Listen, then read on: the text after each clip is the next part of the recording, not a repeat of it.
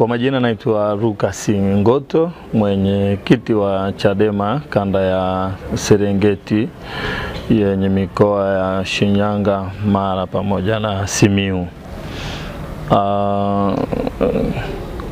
Kuna taarifa ambazo jana nimezisoma kwenye mitandao ya kijamii na kwenye vyombo vya habari ambazo zilitolewa na RPC kanda maalum ya Dar es Salaam, ndugu Mliro, akisema kwamba wao kama polisi walimkamata John Mnyika pamoja na mheshimiwa John Heche, lakini hawa watu wengine hawajui nani aliyewakamata na hawakuhusika. Jeshi la polisi la kanda maalum ya Dar es Salaam halikuhusika kabisa kuwakamata.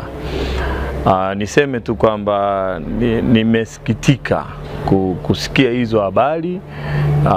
Nimesikitika kusoma hizo habari kwamba jeshi la polisi halikuhusika kutukamata wala kutupiga, na kwamba jeshi la polisi halina taarifa yoyote kuhusu sisi. Sasa iko hivi, mimi nimekamatiwa geti la mahakama ya Kisutu. Nimekamatiwa geti la mahakama ya Kisutu na polisi. Mimi pamoja na watu wengine ambao pia walikamatwa baada ya mimi kukamatwa, akiwemo mheshimiwa Pambaru, mheshimiwa Twa, dada Pendo na mwenyekiti wa mkoa wa Singida. Tumekamatwa geti la mahakama ya Kisutu.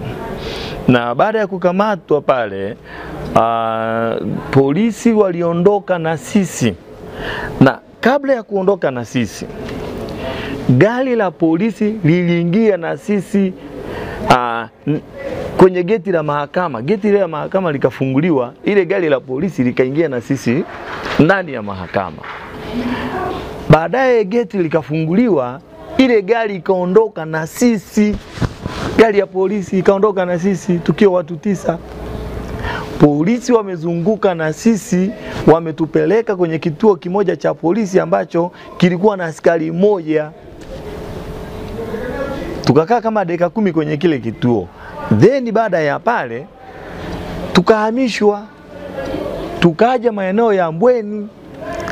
Tulipofika maeneo ya Mbweni, hatukufika kituoni, tukarudi kwenye barabara moja hivi ambao mimi sio mwenyeji Dar es Salaam. Tukakuta gari lingine la polisi limejaa polisi. Aliyekuwa anaongoza msafara wa ile gari yetu ambao tulikuwa tumewekwa akashuka, akaenda akaongea na polisi waliokuwa kwenye ile gari nyingine. Polisi kama 5 wakashuka kwenye ile gari, wakaja kuongezeka kwenye gari yetu. Tukaanza tena safari nyingine. Tumeanza safari nyingine, tukaacha lami, tukaanza rough road kwenda baharini. Tumefika tunakaribia baharini, gari ikakata mkono wa kushoto, tukaingia kwenye vichaka. Wakati tunaenda sisi tuko mbele, nyuma zikaongezeka gari za polisi zingine 2 pamoja na ile ya kwetu, maana yake zikawa gari 3. Zikawa gari 3. Tumefika ile eneo, alianza kushambuliwa ni huyo dada anaitwa dada Pendo. Ndiye alianza kushambuliwa, maana yeye ndiye alikuwa kwanza kushushwa pale. Akaanza kupigwa na askari mwenye nyota 2. Akapigwa na askari mwenye nyota 2. Sisi tukaambia shuka, fuata mwenzenu. Tumefika pale, vua viatu, ficha uso. Tukaanza kupigwa, tumepigwa. Nasikitika sana kusikia kwamba jeshi la polisi Mlilo anakataa kwamba hajui, hahusiki na kutukamata, wakati sisi tumekamatwa na jeshi la polisi. Baada ya kupigwa pale Ununio, tulichukuliwa na zile gari zote 3 tukapelekwa kituo cha polisi Mbweni. Tumekaa pale Mbweni kituo cha polisi nje, hatukuingizwa lock up zaidi ya saa moja. Baadaye wametushusha kwenye kituo cha polisi, walitushia kwenye gari, wakatupeleka ndani kwenye ofisi ya upelelezi, wakatuweka wote mule isipokuwa yule dada walimweka kwenye chumba kingine. Tumekaa kama masaa mawili humo ndani, masaa mawili au matatu, Mbweni, kituo cha polisi Mbweni. Wamemaliza hapo, wakatuambia amkeni, tukaamka, tukapakiliwa tena kwenye gari. Wakati huo zile gari za polisi mbili zimeondoka, imebaki ile moja ambayo ilitutoa Kisutu.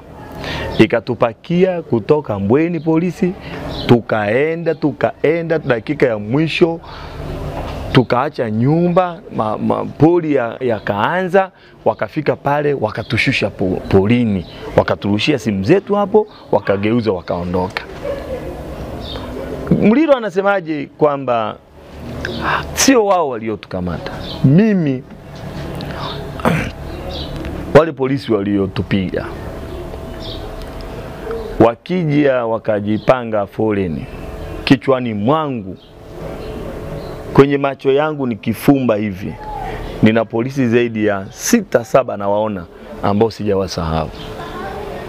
Wako polisi ambao sijawasahau, hata wakija hivi, hata nikikutana nao leo kwamba hawa hapa, sijawasahau.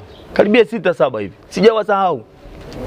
Na kijana alinipiga sana, alikuwa amevaa kofia nyekundu, namkumbuka. Kuna mama mtu mzima alikuwepo mule mweupe hivi, namkumbuka. Na wakumbuka wote, yani nakumbuka askari karibia mpaka 7 ambao hawajaondoka kwenye kichwa changu. Sasa naomba Mlilo atusaidie. Kama si wao walitukamata sisi na kutupiga hivi mnavyoona, ona mikono ilivyo huku kote huku, miguu yote. Kama sio wao, wanafanya kazi na watu wapi, na kikosi gani, na jeshi lipi ambalo wanalivalisha nguo za polisi ambalo siku hiyo lilikuwa pale Kisutu? Mlilo atuambie wanafanya kazi na watu kina nani? Lakini tujiulize tu swali moja jepesi. Kama sio jeshi la polisi ambalo litupiga na litukamata pale, hivi ni wakina nani au wenye nguvu na wao ambao wanaweza kuja getini pale, wanaumbwa, wanabunduki, wana mabomu, sio polisi, wakaja pale? Ni chombo gani hicho ambacho kimepewa mamlaka hayo ya kufanya hizo kazi? Ni chombo kipi hicho? Mlilo atuambie. Kwa hiyo mimi naomba kusema nimesikitika sana kusikia taarifa ya Mlilo kusema hatutambui kama watu ambao tulikamatwa na jeshi la polisi. Na kwa kauli ya Mlilo nimejiraumu hata mimi kukamatwa na wahuni. Inawezekana nilikamatwa na Green Guard, kumbe nilitakiwa kujihami pale. Sasa niwaambie Watanzania wenzangu,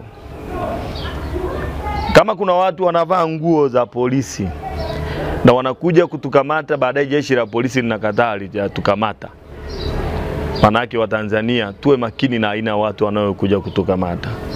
Manake kuna wahuni wanavaa nguo za polisi wanakuja kukamata watu, kumbe sio polisi.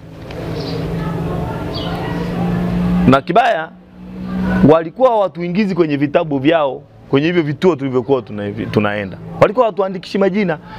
Mimi mpaka naachiwa sikuulizwa jina langu na mtu yoyote. Hakuna mahali niliandikishwa wala nikaulizwa jina langu. Na hicho kitu ambacho kimesemwa na Mlilo kimesababisha leo nimekuwa na mashaka. Ninazo taarifa ambazo rafiki zangu na watu wangu wa karibu wananiambia askari wa kanda maalum wa Tarime Rorya tangia jana na leo walikuwa wanafuatilizia nyumbani kwangu. Wamepigia baadhi ya watu wangu wanaulizia nyumbani kwangu ni wapi. Ni wapi? Lakini nimejaribu kumuuliza RCO wa Tarime Rorya kama wana shida na mimi, waseme mimi niende. Yeye anasema anataka kunisalimia tu. Hana shida na mimi isipokuwa ananiulizia kama nimefika Tarime, anataka tu kunisalimia. Namuuliza sawa. Hata kama unataka kunisalimia, nimeshaogopa. Watu wanakukamata kama ni polisi, lakini baadaye wanasema sio polisi. Afadhali mimi nije yani naona salama ni mimi kuja polisi, sio polisi kunikamata. Mimi naona salama ni kuja polisi. Niambie nije kituo gani au niende kituo gani cha polisi. Yeye anasema hapa mimi sina shida na wewe isipokuwa mimi nataka tu kukusalimia. Nataka tukujua kwanza uko wapi. Sasa tumeshindana hicho Kiswahili kwa sababu anasema niko wapi, hana shida na mimi, na mimi namwambia kama ana shida niende pale, niambie niende kwenye kituo cha polisi ambacho wanafikiria naweza kwenda. Kwa sababu unatakaje kusalimia, unakuja kwangu kunisalimia, unapigia watu simu kuuliza kwa Ngoto ni wapi? Nyumbani kwa Ngoto ni wapi? Si unanipigia mimi mwenyewe simu. Ngoto nataka kuja kukusalimia, kukupa pole, hivi kwako nielekeze ni wapi? Sina kuelekeza, unakuja. Unawezaje kuanza kuulizia watu wengine eti kwa Ngoto ni wapi? Na nimemwambia askari ambao bahati mbaya hata huyo askari aliyepiga simu, mwingine nimempigia simu.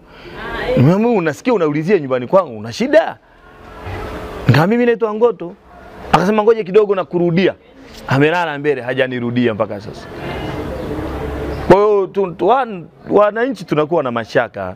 Vyombo ambavyo tulitakiwa tukiwa mikononi mwao tuseme tuko salama, lakini kwa sasa inaonekana ukiwa mikononi mwa yani wanatafasiri sheria, wanatoa adhabu, wanakupiga na kukupiga kwa sababu kitendo tulichofanyiwa.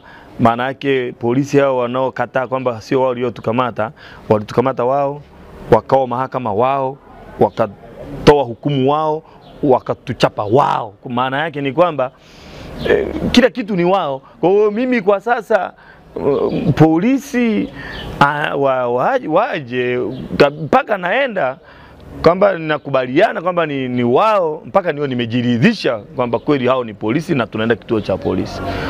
Yeah.